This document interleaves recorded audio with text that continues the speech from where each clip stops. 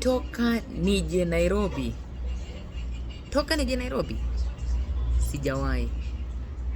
sijawahi kabisa, sijawahi kupanda gari bure.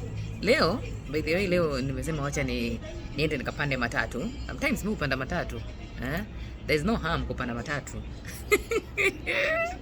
There is no harm kupanda matatu. Sasa nimepanda matatu leo na imekuwa free.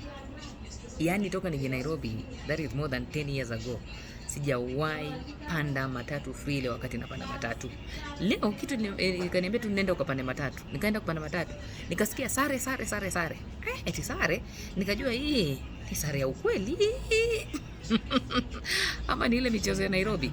My friend, watu wamepandishwa sare. I'm telling you the truth. Na Ziggy Sacco wamepandisha watu sare, from pale naishi mpaka town, sare free. Sijawahi. Pongezi tu na Ziggy Sacco. Simua mngefanya hivyo mara kwa mara, nitakuwa natumia matatu mbaya sana. Hii mambo ya mafuta imekuwa very expensive. Nitakuwa natumia, ikiwa ni hivyo daily mnafanya hivyo, nitakuwa natumia matatu. Kudanganyi.